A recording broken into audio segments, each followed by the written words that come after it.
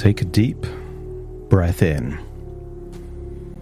As you breathe in a resourceful feeling of calm and relaxation. And as you exhale, just allow your eyelids to close.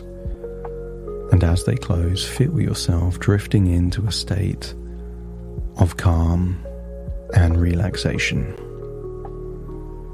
And when you breathe in, set the intention to breathe in just 1 or 2% deeper than the previous breath. And as you exhale, just allow that breath to be a longer, elongated exhale.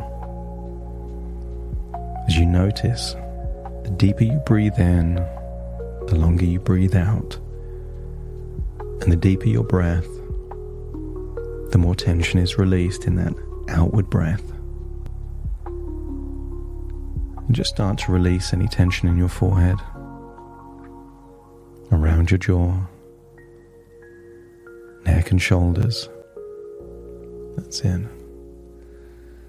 And use the power of your imagination to picture a familiar lake.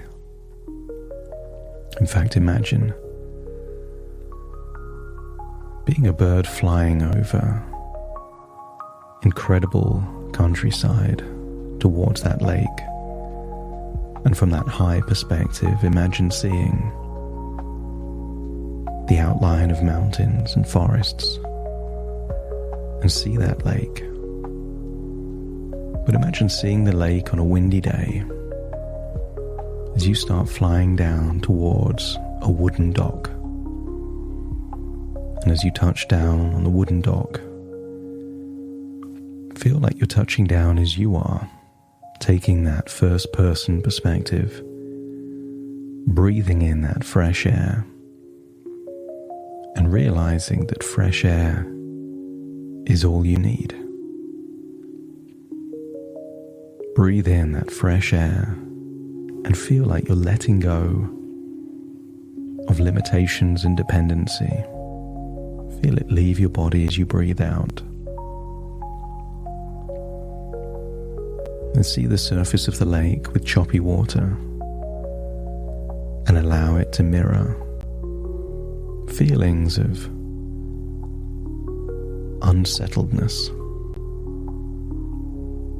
I want you to feel that before any change takes place, there's always some turbulence. Part of you wants to make the change, and a part of you is clinging on to all the things it gave you in the past and you feel it may give you in the future. Feel that there is a psychological tug of war taking place. The part that wants to change and the part that wants the status quo. And start to acknowledge that the part that wants the status quo will be looking for reasons to either not change or to revert back. So breathe in and breathe out. And just allow that part to be validated, acknowledged, that you accept that for a long time, smoking gave you things. It gave you a sense of predictability, control. It felt like a source of comfort, release. It was there when you were angry, and it was there when you were stressed, and it was there when you were relaxing by the side of a lake. And I want you to acknowledge all of those times, and at the same time start to feel that knowing what you now know, you would never have started. And if that feels like it's true, let me know by nodding your head. And I want you to feel that as you breathe in deeper and exhale for longer,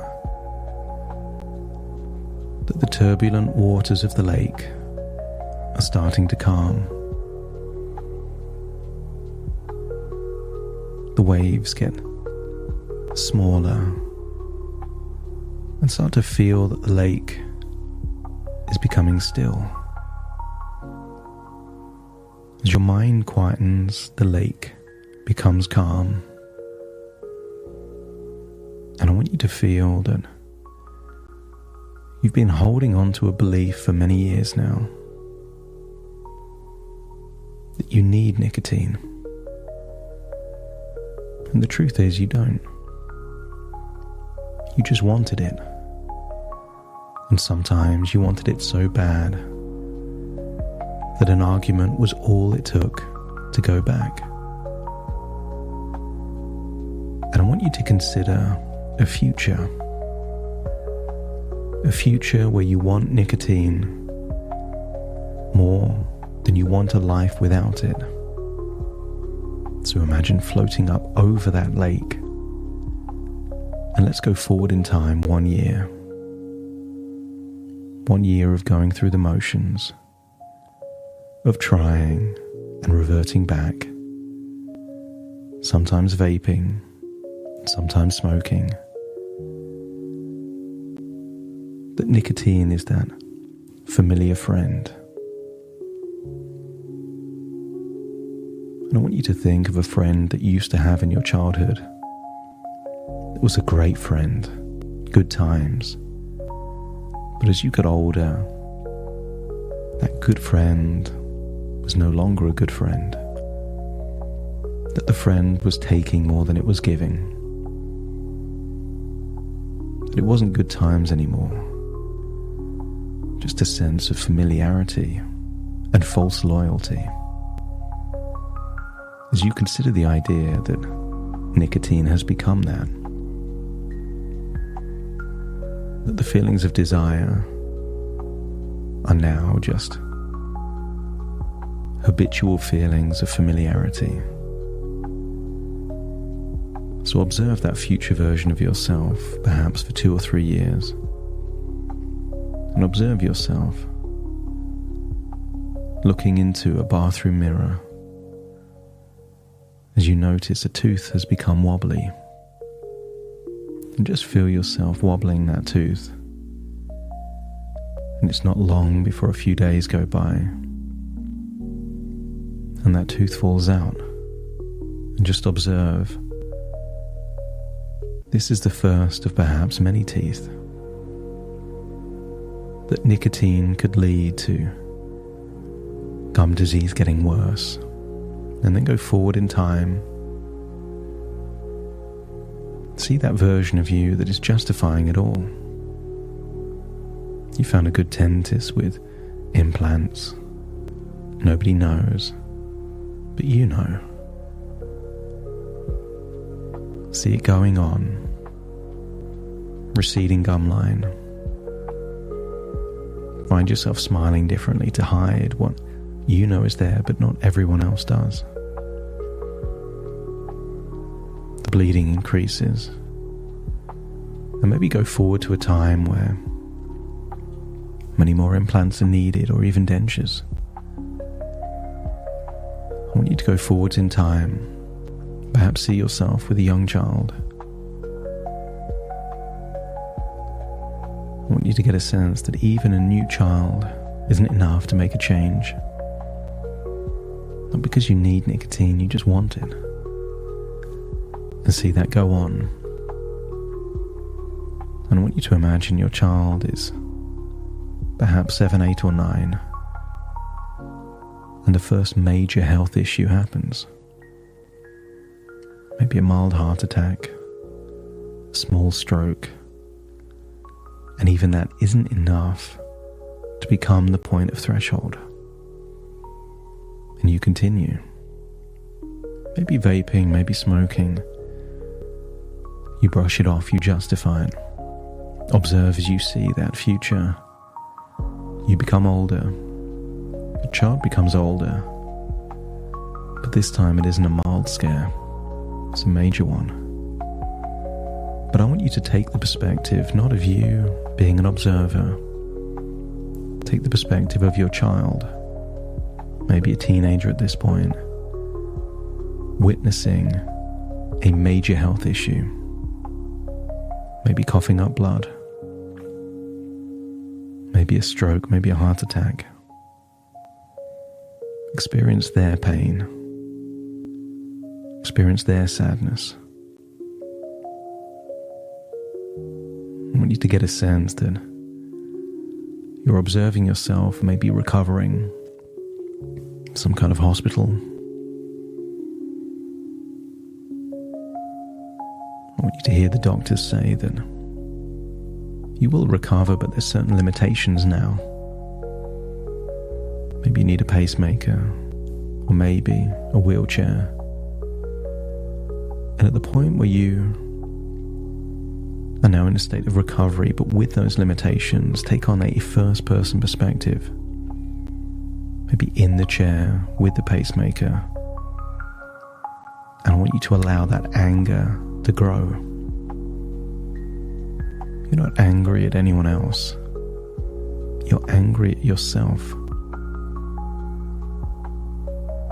You're angry at a time when you could have chose a different path but didn't. I want you to amplify it as you make the evaluation of all of those things you can now never do, all the moments that you will miss out on, and just amplify that until you reach the point of certainty that you will do whatever it takes to reduce the probability of having nicotine take so much and give so little. And when you arrive at that place, let me know by nodding your head.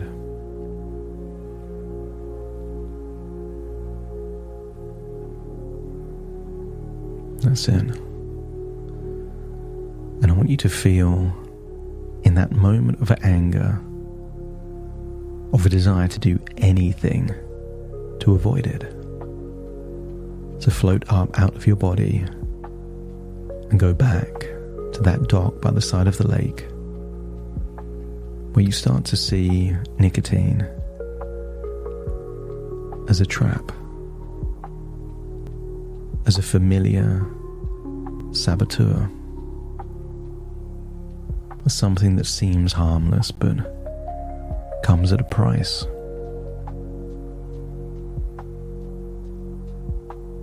I want you to think of what your reaction would be having some kind of flavored vape, maybe blueberry or strawberry. And just imagine taking that vape to your lips and feel a sense of disgust. And just imagine that any cigarette or any vape created that feeling of disgust. That not having nicotine would almost be easy. And if it feels that not wanting something makes not having it easy, let me know by nodding your head. And I wonder what has to happen for you to feel that you could vape but don't want to, that you could smoke but don't want to, that you could have a patch or a gum but don't want to, that all this time you've been feeding a monster and you are reaching a point of absolute tenacity and desire to starve the monster once and for all. Create the number 77 in your mind's eye. As it dawns on you, not once but twice you've had a period of time where you did defeat the nicotine monster and then voluntarily chose to resurrect it. But I want you to hold on to the thought that if you've defeated it before, you can defeat it again. And if you acknowledge that to be true, let me know by nodding your head. I want you to think of a date in the near future. A date to slay that nicotine monster. And in the period leading up to that day, all vapes will be destroyed in a symbolic way, not just throwing them in the trash, but maybe with a hammer or a blowtorch, something dramatic and memorable, something symbolic. And I want you to imagine that happening in your mind's eye just a few days from now. And if you can think of a symbolic way of destroying anything that could be a vehicle for nicotine, let me know by nodding your head.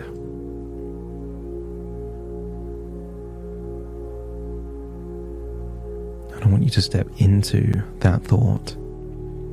So rather than observing you destroying that nicotine, feel how good it feels to feel that by doing that, destroying it in that dramatic, symbolic way, that you are slaying the dragon. Only this time, when you slay the dragon, you are also making a resolution not to resurrect it again. How many times do you want to slay the dragon before it's done? That you free up all of that emotional, cognitive, all of that thinking time, all of that opportunity to do other things. And I want you to imagine seeing a whole different timeline. That version of you that symbolically slays the dragon. Follow that version of you. Seeing the first week or so may be tough. Seeing that cantankerous version of you, and yet smiling because you know that that means it's working. You are starving the dragon. With a feeling that if you're going to do this, let's do it. And follow that version of you where you successfully get through that first week. See yourself with a resolve, starting to see that previous opportunities to mooch or vape are now traps. Like the calls of the siren to lure you back. So carry on that future. And maybe you see yourself becoming a father with no sight of nicotine anywhere near. And I want you to start seeing a future where your child only ever knows you as someone that never smokes, never vapes. It's just a past that they will never know. And I want you to feel an immense sense of pride that the knowledge that you can live without it feels better than ever having it. And if that future feels more appealing than the temporary gratification of a cigarette or a vape, let me know by nodding your head. And I want you to go far into the future now. See yourself maybe with a teenage child. And I want you to see yourself with energy and health and vitality. That you are a father with the ability to do so much, even in your later years. And that thought gives you so much satisfaction and pride. And I want you to picture a memory that hasn't happened yet but could happen in the future. An important memory of you with a child. A significant milestone perhaps. The kind of milestone where pictures are taken, but I want you to see yourself with a beaming smile, with natural, healthy teeth, even as you're older. And feel that this is your compelling vision of the future. A future of health, vitality, of confidence. And if this feels like a preferable timeline, let me know by nodding your head.